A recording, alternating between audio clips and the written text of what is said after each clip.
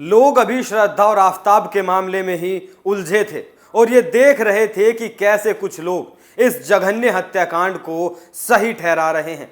समस्या हत्या तो है ही, हत्या के बाद लाश को ठिकाने लगाने के लिए 35 टुकड़े करना और साथ ही उन टुकड़ों के रहते हुए सामान्य व्यवहार करना भी एक बहुत बड़ी समस्या है। 35 टुकड़े हो या 50? 35 तो देखो, जब आदमी जब थोड़ा वैसा होता है, दिमाग खराब होता है, तो नशे में 35 का 36 पे कर देता है। 35 के 36 पे कर देता है, जब आदमी का मुंह जाता ओवर हो मूड खराब था तो मार देंगे। 35 के 36 टुकड़े पे कर देता है आदमी। अच्छा, कहाँ से ये ट्रेनिंग कहाँ से मिलती है काटने मारने? अरे सीधी है, चाकू लो बजाय चलिए जाओ नुई। आपको भी लग रहा है एक्सपीरियंस है? एक्सपीरियंस है कहते हाँ, आज मेरे कितने लड़े मैं काट दूंगा कहती। आप भी काट देंगे? थोड़ी यार दोस्ती में कहाँ थोड़ी। के रहने वाले हैं? बुलंदशहर का।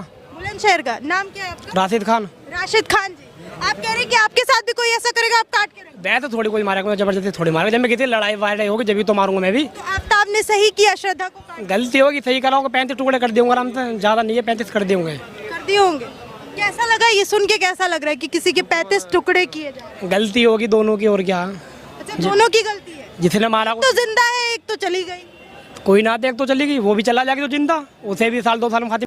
ये जिस जाहिल को आपने सुना, ऐसे सैकड़ों जाहिल, सैकड़ों नहीं बल्कि हजारों लाखों जाहिल जिहादी इस देश में फिलहाल मौजूद हैं और ऐसे जिहादियों के साथ क्या करना चाहिए वो आपको सोचना पड़ेगा, और वो भी अपनी आंखों को खुला रखकर। जय श्री राम, मैं हूं आपके साथ अभिषेक पुंडीर और आप देखना शुरू कर चुके हैं कैपिटल टीवी का स्पेशल शो थर्ड आई।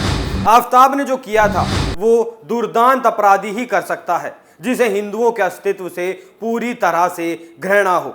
आवेश में हत्या होना और हत्या के बाद शव के टुकड़े करने के बाद सामान्य जीवन जीते रहना दो अलग अलग बात हैं। हत्या में उन्माद की भूमिका जरूरी होती है, तो वहीं उसके बाद उस घृणा की भूमिका और भी ज्यादा अहम हो जाती है, महत्वपूर्ण हो जाती है, जो अपराधी की उसके प्रति होती हैं, जिसके प्रति यह अपराध किया गया है। श्रद्धा और आफ्ताब के मामले में उसी घृणा ने महत्वपूर्ण भूमिका निभाई थी, जिसमें वो उन टुकड़ों को धीरे धीरे करके फेंकता रहा, फ्रिज में सहेज कर रखे रहा। उस घृणा का विस्तार करती हुई एक और घटना सामने आई है, जिसे सुनकर हर किसी का दिल दहल सकता है। मध्य प्रदेश में यूनुस अंसारी ने अपने बिजनेस पार्टनर विकास गिरी की हत्या कर दी और उसकी हत्या के बाद उसकी लाश को दुधमुनिया जंगल रीवा में फेंक दिया। मध्य प्रदेश पुलिस ने 9 महीने पुराना मामला सुलझाते हुए यूनुस को गिरफ्तार किया है, जिसने अपने बिजनेस पार्टनर 21 साल के विकास गिरी की हत्या की थी। और इतना ही नहीं, उसकी लाश को 80 टुकड़ों में काट डाला और फिर जंगल में फेंक दिया। उन्माद और घृणा के अपराध में यही अंतर है जो आफ्ताब और यूनुस ने किया।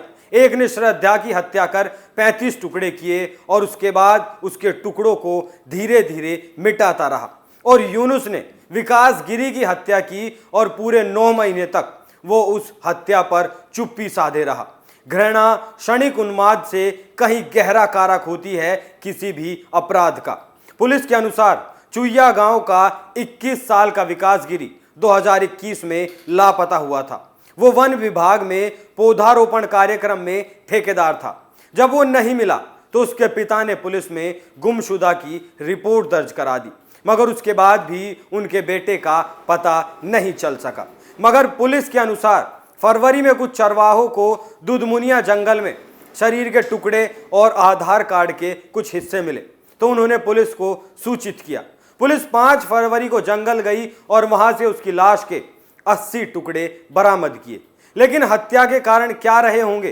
पुलिस के अनुसार जब अंसारी से कड़ाई से पूछताछ की गई तो वो टूट गया और फिर उसने कहा कि विकास गिरी उसकी बहन को छेड़ा करता था और अंसारी ने उसे अपने घर पर रंगे हाथों पकड़ा था।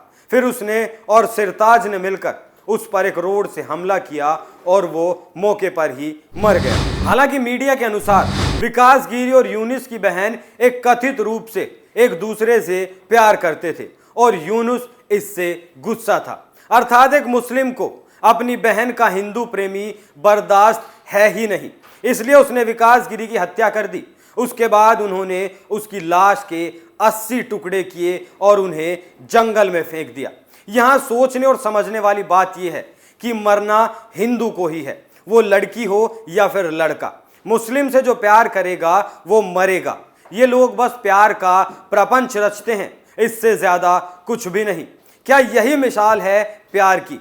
एक हिंदू लड़के को अगर मुस्लिम लड़की से प्यार हो गया तो उसे अपनी जान देकर इसकी कीमत चुकानी पड़ेगी, और अगर हिंदू लड़की की किसी मुस्लिम लड़की से प्यार कर लिया तो भी उसे मरना होगा। क्या इन दोनों घटनाओं से परिचित होकर भी हिंदू की आंख नहीं खुलेगी? आखिर कब तक झूठी हिंदू मुस्लिम एकता का पाखंड रचता रहेगा?